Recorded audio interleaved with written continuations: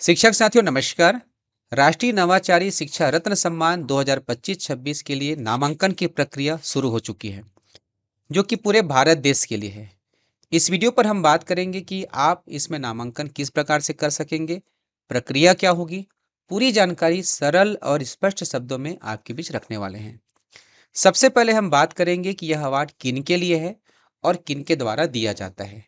यह जो अवार्ड है पूरे भारत देश के शिक्षकों के लिए है, जो कि शिक्षा के क्षेत्र में विशेष कार्य कर रहे हैं।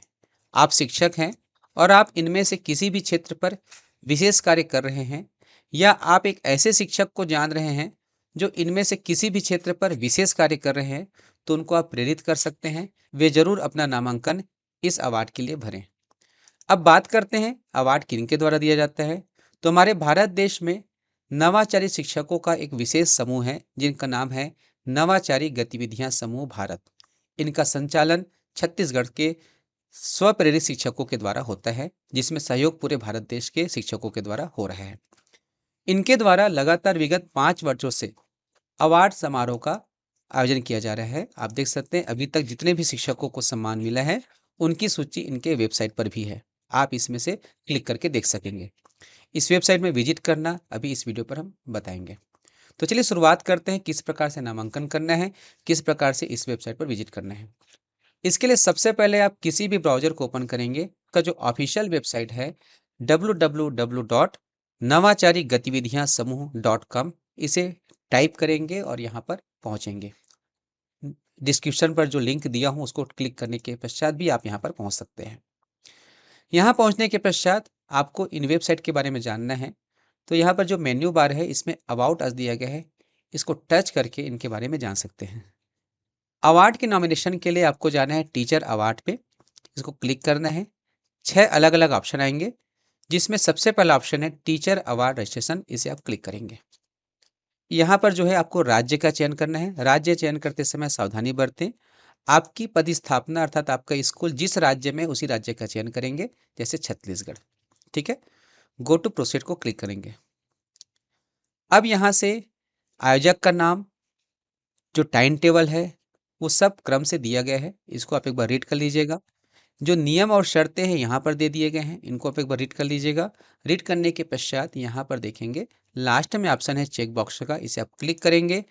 एक्सेप्ट एंड प्रोसीड पे आगे बढ़ेंगे, अगले पेज पे आ जाएंगे। यहाँ पर आपको अपनी जानकारी फिल करनी है, जिसमें सबसे पहले आवेदक का नाम होगा, तो शिक्षक का नाम आ जाएगा। उदाहरण के रूप में मैं अपना ही नाम लिख रहा हूँ। उसके पश्चात मोबाइल नंबर, यहाँ अपना ईमेल आईडी फिल करना है।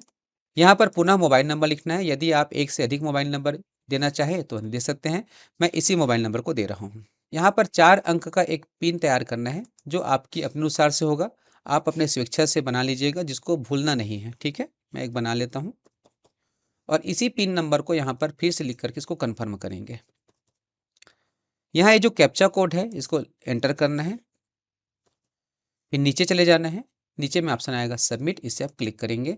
आपका पंजीयन हो जाएगा। जैसे कि यहाँ देख सकते हैं लिखा हुआ है सबमिटेड सक्सेसफुली, ओके करेंगे। ये हुआ पंजीयन की प्रक्रिया। अब नामांकन के लिए जो फॉर्म भरना है उसमें इसके आगे जाना होगा। पुनः इसको क्लिक करेंगे, टीचर अवार्ड पे जाएंगे। यहाँ आ गया टीचर अवार्ड लॉगिन, इसे क्लिक करेंगे। अभी हमने पंजीयन किया, अब जो है अवार्ड के लिए लॉगिन करना है। लॉगिन करने के लिए यहाँ पर आपको अपना मोबाइल नंबर दर्ज करना है, और अभी आपने जो पिन तैयार किया उसको यहाँ पर लिखना है। तो मैं यहाँ पर पिन लिख देता हूँ, फिर लॉगिन को क्लिक करेंगे। लॉगिन हो गया। ठीक है, अब यहाँ पर पेज में देख सकते हैं वेबसाइट के बारे में बताया गया है। नीचे जाएंगे तो click to complete your registration process, इसको आपको क्लिक करना है। यहाँ पर इन सेक्शन में आपको जानकारी भरना है, जिसमें आपका पर्सनल इन्फॉर्मेशन होगा, स्कूल का इन्फॉर्मेशन होगा, सर्विस रिकॉर्ड होगा, एकेडमिक फील्ड होगा, इस प्रकार से। तो क्रमबद्ध रूप से देखते हैं। तो इस जगह में सबसे पहले आपको अपनी व्यक्तिगत जानकारी फिल करनी है। मैं फिल कर देता हूँ। यहाँ पर आपका नाम होगा,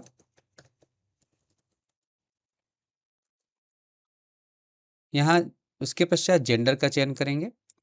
डेट ऑफ बर्थ यहाँ से सिलेक्ट करेंगे। इसके लिए वर्ष का चयन कर लीजिएगा। जो आपका वर्ष है यहाँ से आप सिलेक्ट करेंगे।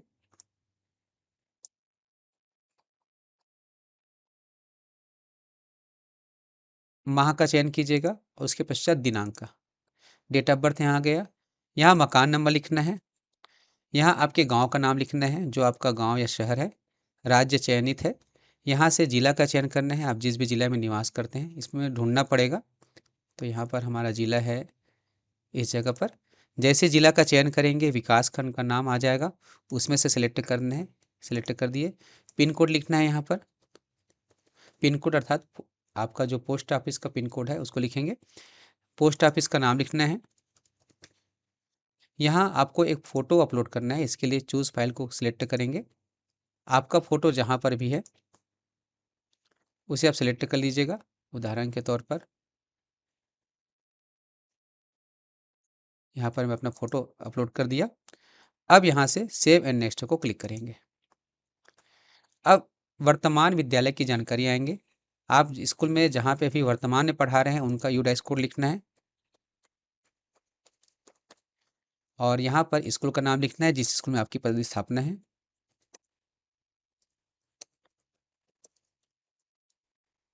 फिर यहाँ से आपका स्कूल का प्रबंधन जैसे सेलेक्ट करेंगे, गवर्नमेंट है या गवर्नमेंट एडेड है, नवोदय है, देख लेंगे किस प्रकार से आपका स्कूल है। हमारा गवर्नमेंट है, सिलेक्ट कर दिए। यहाँ से श्रेणी का चयन करेंगे, स्कूल कौन से श्रेणी में है, 1 से 5 है, हमने 1 से 5 का ले लिया। स्कूल का प्रकार बॉयज़ है, गर्ल्स है या को एजुकेशन अर्थात सहशिक्षा है। हमारे स्कूल में बालक बालिका एक साथ पढ़ते हैं तो हमने कोएज किया। जहाँ पर जो है केवल बालक पढ़ते हैं तो बॉयज़ में, जहाँ केवल गर्ल्स पढ़ते हैं गर्ल हो जाएंगे। यहाँ पर हमने कोएड को किया। उसके पश्चात राज्य छत्तीसगढ़ है, जिला आपका हो जाएगा जिस जिला में आपका स्कूल है, चयन करेंगे। उसके पश्चात विकासखंड का नाम और यहाँ पर गांव और शहर का नाम जहाँ पे आपका स्कूल स्थित है। ठीक है, यह पिन कोड। तो आपने दो जानकारी भी फिल किया। जो पहला सेक्शन था व्यक्तिगत जानकारी, उसके बाद जो दूसरा सेक्शन है वो स्कूल की जानकारी। सेव एंड नेक्स्ट को क्लिक करेंगे, यहाँ पहुँच जाएंगे। अब आपको अपना सर्विस रिकॉर्ड लिखना है। वर्तमान शाला में आपकी पद स्थापना कब हुई, नियुक्ति कब हुई, अर्थात जिस स्कूल में अभी आप पढ़ा रहे हैं वहाँ का ज्वाइनिंग डेट लिखना है। ठीक है, जैसे अभी मैं जिस स्कूल में पढ़ा रहा हूँ वहाँ पे मैं 2015 से हूँ, तो यहाँ पर मैं 2015 का सेलेक्ट करता हूँ। 5 मई से आया हुआ हूँ तो यहाँ पर मई, ये आपका हो गया 5 मई। ठीक है, पद नाम अभी वर्तमान में मैं सहायक शिक्षक LB हूँ तो यहाँ पर लिखूँगा सहायक शिक्षक LB। ठीक है, उसके पश्चात जो है मेरी प्रथम नियुक्ति कब है, तो मैं 2006 से हूँ तो यहाँ से हम 2006 का चयन करेंगे। इस सेक्शन में आपने नौकरी जब प्रारंभ की उसका डिटेल भरना है। अभी जो हम भर रहे हैं उसमें 2006 नवंबर 3 नवंबर को शुरू किए थे। अब उसके पश्चात प्रथम नियुक्ति का पद नाम, प्रथम नियुक्ति हमने किस नाम से किया था, तो हमने शिक्षा कर्मी के रूप में शुरू किया था। उसके बाद विद्यालय का नाम, प्रथम विद्यालय गवर्नमेंट प्राइमरी स्कूल।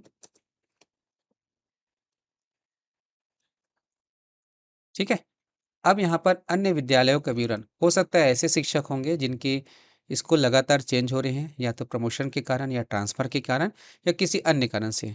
तो अभी तक आपने जितने भी विद्यालयों में अपनी सेवा दी है उन सभी का नाम आपको क्रमबद्ध रूप से लिखना है। आप पहला नाम लिख देंगे, उसके बाद दूसरा नाम लिख देंगे। जितने भी स्कूल अभी तक आपने आपकी पदस्थापना में चेंज हुआ है सबका नाम आप लिखते जाएंगे। ठीक है, यहाँ पर क्रम दे करके नाम लिखते जाना है। और अभी तक आपके अध्यापन का अनुभव कितने वर्ष का है, ये 7वां में आ जाएगा। जैसे हमारा अभी 19 वर्ष हो गए, 19 वर्ष कर दिए। सेव एंड नेक्स्ट को क्लिक करेंगे।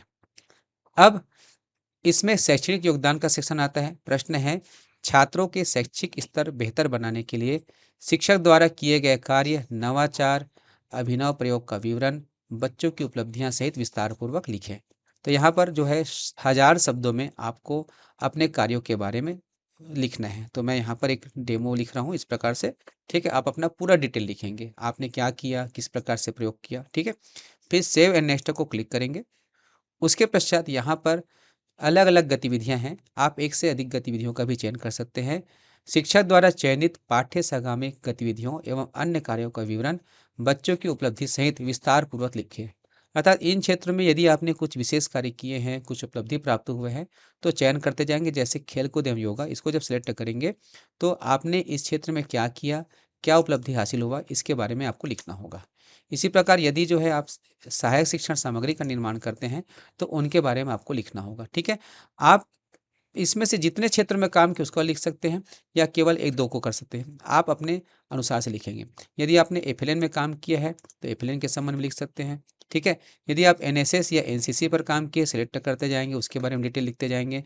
स्काउट गाइड एंड कब बुलबुल पर काम किए हैं तो इसके बारे में लिखते जाएंगे, ठीक है। नवोदय विद्यालय चयन परीक्षा की तैयारी कराते हैं जैसे हम कराते हैं तो उनके बारे में पूरा डिटेल लिखेंगे, ठीक है। सैनिक स्कूल के बारे में अगर तैयारी करा रहे हैं तो इनके बारे में लिख सकते हैं। जवाहर उत्कर्ष चयन परीक्षा, यहाँ यदि आपका योगदान है तो उनको लिख सकते हैं। प्रयास आवासीय विद्यालय चयन परीक्षा के बारे में आपने क्या तैयारी कराया, किस प्रकार से तैयारी कराया, कितनी उपलब्धि रही, लिखते जाएंगे। इस प्रकार से आप जो है एक एक सेक्शन को आप सिलेक्ट कर सकते हैं जिसमें आपने काम किया है। ये इतने सारी जो है अलग अलग गतिविधियां हैं, ठीक है। अब आप सिलेक्ट करने के पश्चात आप चाहे तो सब में जानकारी दे सकते हैं या आप सिलेक्टेड में जहाँ पे आपने काम किया, ठीक है। तो मैं यहाँ पर सब में एक बार फिल कर दे रहा हूँ ताकि आपको आइडिया हो सके, ठीक है। इस प्रकार से मूर्ति कला एवं चित्रकला है, कला एवं संस्कृति है।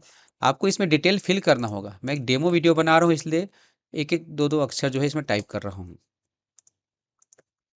ठीक है।